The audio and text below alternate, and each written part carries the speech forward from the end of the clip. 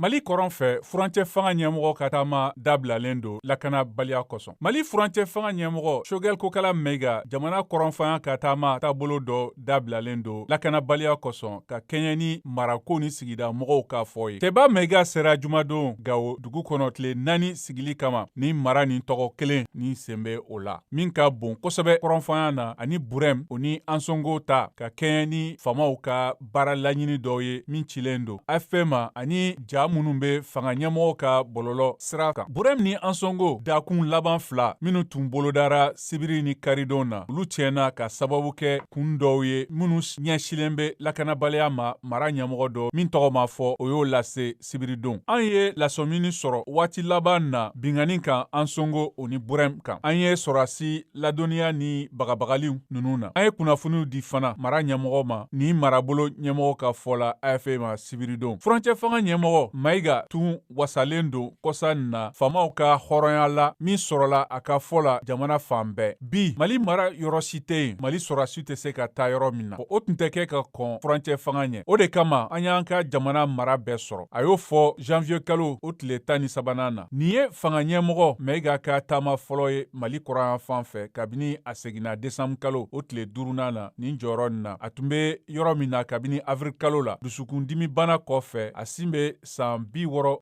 la. A ka sigi nin sen kan kɔrɔnyanfan na ka taa jumadon na ka se tɛnɛndon ma a tun kan ka sigida ɲɛmɔgɔ sɔrɔdasiw kunbɛn ka sɛnɛfɛnw di ani ka fɛn sɔrɔ ko baaraw daminɛ ka kɛɲɛ ni fanga ka baara laɲiniw ye.